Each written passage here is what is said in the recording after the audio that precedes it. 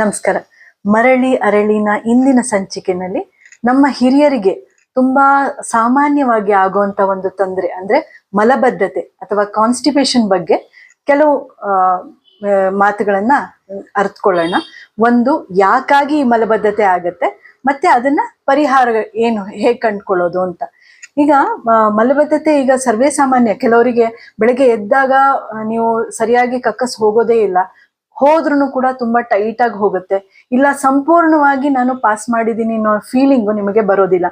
ಆದ್ರಿಂದ ದಿನ ಇಡೀ ಒಂಥರ ಇರ್ಸು ಮುರ್ಸು, ಹೊಟ್ಟೆ ಉಬ್ಬರ್ಸ್ಕೊಂಡಂಗಿರುತ್ತೆ, ಯಾವುದಕ್ಕೂ ಒಂದು ಲವಲವಿಕೆ ನಿಮ್ಗೆ ಬರೋದಿಲ್ಲ. ಈ ತರ ಮಲಬದ್ಧತೆಯಿಂದಾಗಿ ಸರ್ವೇ ಸಾಮಾನ್ಯ ಎಲ್ಲಾ ಹಿರಿಯರು ಬಳಲ್ತಾರೆ.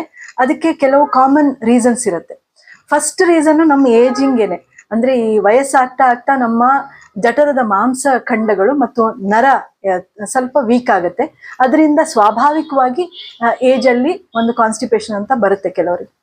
ಎರಡನೇದು, ನಾವು ತಗೊಳ್ಳೋಂತಹ ನೀರಿನ ಅಂಶ ಕಡಿಮೆ ಆದಾಗ ಅವಾಗ್ಲೂ ಕೂಡ ಕಾನ್ಸ್ಟಿಪೇಷನ್ ಬರುತ್ತೆ. ಎಷ್ಟೋ ಸತಿ ನಾವೇ ವೈದ್ಯರುಗಳೇ ನಿಮ್ಗೆ ಹೇಳಿರ್ತೀವಿ, ಲಿವರ್ ತೊಂದರೆ, ಹಾರ್ಟ್ ತೊಂದರೆ ಅಥವಾ ಕಿಡ್ನಿ ತೊಂದರೆ ಇದ್ದಾಗ ನೀವು ಹೆಚ್ಚು ನೀರು ಬಳಸಬೇಡಿ, 1.25 ರಿಂದ 1.5 ಲೀಟರ್ ಮಾತ್ರ ಕುಡೀರಿ ಅಂತ ಹೇಳಿರ್ತೀವಿ. ಅಂತ ಸಂದರ್ಭಗಳನ್ನು ಬಿಟ್ಟು ಬೇರೆ ಸಂದರ್ಭಗಳಲ್ಲಿ ನೀವು ತಗೊಳ್ಳೋ ಕಡಿಮೆ ಆದಾಗ್ಲೂ ಕೂಡ ನಿಮಗೆ ಕಾನ್ಸ್ಟಿಪೇಷನ್ ಆಗತ್ತೆ. ಮೂರನೇದು, ನಾರಿನಂಶ ಅಥವಾ ಫೈಬರ್ ಅಂತ ಏನ್ ಹೇಳ್ತೀವಿ, ಇದು ನಮ್ಮ ಕಕಸ್ಸಿನ ಗಾತ್ರ ಅಥವಾ ರಫೇಜ್ ಅನ್ನ ಇನ್ಕ್ರೀಸ್ ಮಾಡುತ್ತೆ. ಅದು ಮುಂದೆ ಹೋಗಿ ಕೆಳಗಿಳಿಯೋ ತರ ಮಾಡುತ್ತೆ. ಅದು ಕಡಿಮೆ ಆದಾಗ, ನಾರಿನಂಶ ನಮ್ಗೆ ಕಾಮನ್ ಆಗಿ ಈ ಇಡೀ ದವಸ ಧಾನ್ಯಗಳಲ್ಲಿ, ಅಂದ್ರೆ ನಮ್ಮ ಅನ್ಪಾಲಿಶ್ಡ್ ರೈಸು, ಕುಸುಬಲಕ್ಕಿ, ರಾಜಮುಂಡ್ರಿ ರೈಸ್ ಅಂತ ರೈಸಲ್ಲಿ, ಅಥವಾ ಇಡೀ ಗೋಧಿನಲ್ಲಿ, ನಮ್ಮ ಫ್ರೂಟ್ಸ್ ಅಲ್ಲಿ, ವೆಜಿಟೇಬಲ್ಸ್ ಅಲ್ಲಿ, ಇದರಲ್ಲೆಲ್ಲ ನಾರಿನಂಶ ಅಧಿಕವಾಗಿರುತ್ತೆ. ಇದನ್ನ ನಾವು ಕಮ್ಮಿ ತಗೊಂಡಾಗ್ಲೂ ಕೂಡ ಕಾನ್ಸ್ಟಿಪೇಷನ್ ಆಗುತ್ತೆ. ಮೂರನೇದು, ನಮಗಿರುವಂತಹ ಕಾಯಿಲೆ. ಈಗ ಕೆಲವು ಕಾಯಿಲೆಗಳಲ್ಲಿ ಥೈರಾಯ್ಡ್ ತೊಂದರೆ ಆಗ್ಲಿ, ಅದರಲ್ಲಿ ಜಠರ ಸ್ಲೋ ಆಗುತ್ತೆ. ಡಯಾಬಿಟಿಸ್ ನಲ್ಲಿ ನರಮಂಡಲ ಎಫೆಕ್ಟ್ ಆಗಿ ಸ್ಲೋ ಆಗುತ್ತೆ. ಇಲ್ಲ ಪಾರ್ಕಿನ್ಸನ್ಸ್ ಅಂತ ಹೇಳ್ತೀವಿ, ಅದರಲ್ಲಿ ಸ್ಲೋಯಿಂಗ್ ಡೌನ್ ಆಗಿ ಕಾನ್ಸ್ಟಿಪೇಷನ್ ಆಗುತ್ತೆ.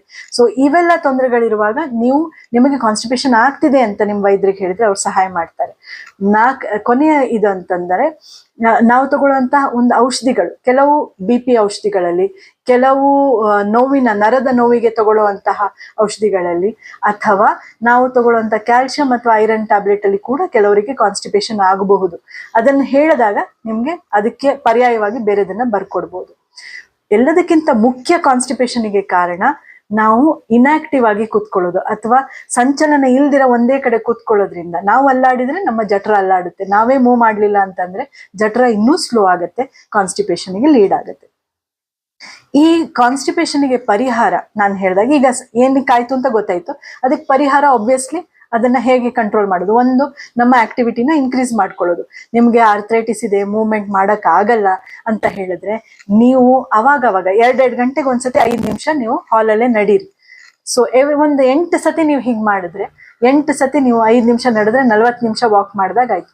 ಸೊ ಅದು ನಿಮ್ಗೆ ಸಹಾಯ ಮಾಡುತ್ತೆ. ಎರಡನೇದು, ನೀರಿನ ಅಂಶ ಇನ್ಕ್ರೀಸ್ ಮಾಡ್ಕೊಳ್ಳೋದು. ಅಕಸ್ಮಾತ್ ನಾವು ನಿಮಗೆ ಹೇಳಿಲ್ಲ ಅಂದ್ರೆ, ಲಿವರು, ಹಾರ್ಟು, ಕಿಡ್ನಿ ತೊಂದರೆ ಇಲ್ಲ, ನೀವು ಲಿಮಿಟ್ ಮಾಡಬೇಡಿ ಅಂತ ಹೇಳಿಲ್ಲ ಅಂದ್ರೆ, ನೀವು 2 ಲೀಟರ್ ಅಷ್ಟಾದ್ರೂ ಕುಡಿಯೋಕ್ಕೆ ಪ್ರಯತ್ನ ಮಾಡಿ.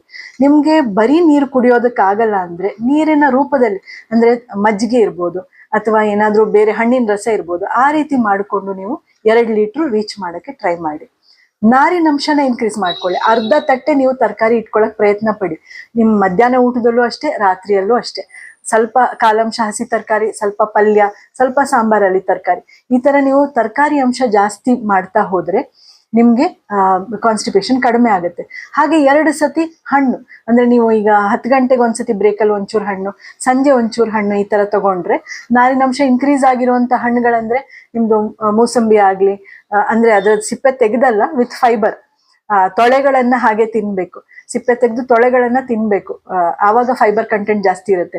ಆಪಲ್ ಆಗ್ಬೋದು, ಬಾಳೆಹಣ್ಣು ಆಗ್ಬೋದು, ಪಪಾಯ ಆಗ್ಬೋದು, ಅಥವಾ ನಿಮ್ದು ಸೀಬೆಕಾಯೆಲ್ಲ ಹಣ್ಣಲ್ಲ, ಅದ್ರಲ್ಲೂ ಕೂಡ ನಿಮ್ಗೆ ಫೈಬರ್ ಕಂಟೆಂಟ್ ಚೆನ್ನಾಗಿ ಲಭ್ಯ ಆಗುತ್ತೆ. ಅದನ್ನ ಕಾನ್ಶಿಯಸ್ಲಿ ಇನ್ಕ್ಲೂಡ್ ಮಾಡ್ಕೋಬೇಕು ನೀವು. 2 ಸತಿ ಆದ್ರೂ, 2 ಪೋರ್ಷನ್ ಆಫ್ ಫ್ರೂಟ್ಸ್ ಅಂತ ಹೇಳ್ತೀವಿ ನಾವು. ಲಾಸ್ಟಿಗೆ ನಾನು ಔಷಧಿಗಳ ಬಗ್ಗೆ ಹೇಳಿದೆ. ಸೊ ನೀವು ನಿಮ್ಮ ಆಪ್ತ ವೈದ್ಯರಲ್ಲಿ ಹೋಗಿ ಹೇಳ್ಬೇಕು, ನನಗೆ ಕಾನ್ಸ್ಟಿಪೇಷನ್ ಆಗ್ತಿದೆ, ನನ್ನ ಮೆಡಿಸಿನ್ಗಳಲ್ಲಿ ಎಲ್ಲಾದ್ರೂ ಕಾನ್ಸ್ಟಿಪೇಷನ್ ಆಗುವಂಥದ್ದು ಇದಾವ, ಅದಕ್ಕೇನಾದ್ರೂ ನಾವು ಪರ್ಯಾಯ ಮೆಡಿಸಿನ್ನ ತಗೊಳ್ಬೋದಾ ಅಂತ ಒಂದ್ಸತಿ ವಿಚಾರಿಸ್ಕೊಳ್ಳಿ ಅವ್ರ ಹತ್ರ. ಹಾಗೆ ನಿಮ್ಮ ಕಾಯಿಲೆಗಳು ಥೈರಾಯ್ಡ್ ಇದ್ದಾಗ, ಪಾರ್ಕಿನ್ಸನ್ಸ್ ಇದ್ದಾಗ ಅವ್ರಿಗೆ ಹೇಳ್ಬೇಕು ನನಗೆ ಈ ತರ ಕಾನ್ಸ್ಟಿಪೇಷನ್ ಆಗ್ತಿದೆ ಅಂದಾಗ ಅವ್ರು ಅದಕ್ಕೆ ಸರಿಯಾದ ಪರಿಹಾರ ಕೊಡ್ತಾರೆ. ಇದಲ್ದಿರ ವಿರೇಚಕಗಳನ್ನ ನೀವು ಯೂಸ್ ಮಾಡ್ಬೋದು. ಆದ್ರೆ ಸ್ವಯಂ ವಿರೇಚಕ ಅಂದ್ರೆ ಲ್ಯಾಕ್ಸೇಟಿವ್ಸ್, ಇವಾಗೆಲ್ಲ ಕ್ರಿಮಾಫಿನ್ನು, ಡ್ಯುಫೆಲಕ್ ಹಾಗೆಲ್ಲ ಡಾಕ್ಟರ್ಗಳು ನಿಮಗೆ ಕೊಟ್ಟಿರ್ತಾರೆ. ಅದನ್ನ ತಾವಾಗಿ ಬಳಸೋ ಬದಲು ವೈದ್ಯರಲ್ಲಿ ಒಂದ್ಸತಿ ಕೇಳ್ಕೊಳ್ಳಿ. ಮನೆ ಮದ್ದಲ್ಲೇನೆ ಜಾಸ್ತಿ ಫೈಬರ್ ಇನ್ಕ್ಲೂಡ್ ಆಗೋ ಹಾಗೆ, ಅಂದ್ರೆ ಈ ಚಿಯಾ ಸೀಡ್ಸ್ ಎಲ್ಲ ಬರುತ್ತೆ, ಅದನ್ನೆಲ್ಲ ನೀವು ನೆನೆಸಿ ಚೆನ್ನಾಗಿ ಒಂದು 4 ಗಂಟೆ, 1 ಚಮಚನ 1 ಲೋಟ ನೀರಲ್ಲಿ ಒಂದು 4 ಅವರ್ ನೆನೆಸಿದ್ರೆ ಅದು ಉಬ್ಕೊಳ್ಳುತ್ತೆ. ಅದನ್ನ ನೀವು ಹಾಗೆ ಕುಡಿದಲ್ಲಿ ಕೂಡ ಫೈಬರ್ ಕಂಟೆಂಟ್ ಜಾಸ್ತಿಯಾಗಿ ಸರಾಗವಾಗಿ ಮೋಷನ್ ಬರುತ್ತೆ. ನಾವು ಶುಗರ್ ಕಂಟ್ರೋಲಿಗೆ ಮತ್ತೆ ಕೊಲೆಸ್ಟ್ರಾಲ್ ಕಂಟ್ರೋಲಿಗೆ ಮೆಂತೆ ಪುಡಿ ಹೇಳ್ತೀವಿ. ಅದನ್ನ ತಗೊಂಡಾಗ ಅದು ಕಂಟ್ರೋಲ್ ಜೊತೆ ನಿಮ್ಗೆ ಲ್ಯಾಕ್ಸೇಟಿವ್ ಆಕ್ಷನ್ ಅಥವಾ ಕಾನ್ಸ್ಟಿಪೇಷನ್ ಸೊಲ್ಯೂಷನ್ ಸಿಗುತ್ತೆ. ಒಂದು ಅರ್ಧದಿಂದ 1 ಚಮಚ ಮೆಂತೆ ಪುಡಿನ ಚೂರು ನೀರಲ್ಲಿ ಕಲಸಿ ಕುಡಿದ್ಬಿಟ್ಟು ಆಮೇಲೆ 1 ಲೋಟ ನೀರು ಕುಡಿದ್ರೆ ನಿಮ್ಗೆ ಕಾನ್ಸ್ಟಿಪೇಷನ್ ನಿವಾರಣೆ ಆಗತ್ತೆ. ಇದೆಲ್ಲ ಹಾಗೆ ಇದು ನಿವಾರಣೆ ಆಗ್ತಿದ್ರೆ ಪರವಾಗಿಲ್ಲ, ಹಾಗೆ ಕಂಟಿನ್ಯೂ ಮಾಡ್ಕೊಂಡು ಹೋಗ್ಬಾರ್ದು. ಈಗೇನೋ ಕಾನ್ಸ್ಟಿಪೇಷನ್ ಇದೆ, ನಿಮ್ಗೆ ಬ್ಲಡ್ ಲಾಸ್ ಆಗ್ತಾ ಇದೆ, ಬ್ಲಡ್ ಹೋಗ್ತಾ ಇದೆ ಮೋಷನ್ ಅಲ್ಲಿ ಅಂದ್ರೆ ದಯವಿಟ್ಟು ವೈದ್ಯರನ್ನ ನೋಡಿ. ಕಾನ್ಸ್ಟಿಪೇಷನ್ ಇತ್ತೀಚೆಗೆ ಬರ್ತಾ ಇದೆ, ವೆಯ್ಟ್ ಲಾಸ್ ಆಗ್ತಾ ಇದೆ ಅಂದ್ರೆ ದಯವಿಟ್ಟು ವೈದ್ಯರನ್ನ ಭೇಟಿ ಮಾಡಿ. ಇದನ್ನೆಲ್ಲ ನಿರ್ಲಕ್ಷ್ಯ ಮಾಡೋ ಹಾಗೆ ಇಲ್ಲ. ಈಗ ನಿಮ್ಗೆ ಒಂದು 4-5 ಸಣ್ಣ ಪುಟ್ಟ ವಿಚಾರಗಳನ್ನ ಮಲಬದ್ಧತೆ ಬಗ್ಗೆ ಹೇಳ್ಕೊಟ್ಟಿದ್ದೀನಿ. ಇದು ನಿಮ್ಗೆ ಉಪಯೋಗ ಆಗಿದೆ ಅಂತ ಅನ್ಕೋತೀನಿ. ಧನ್ಯವಾದ.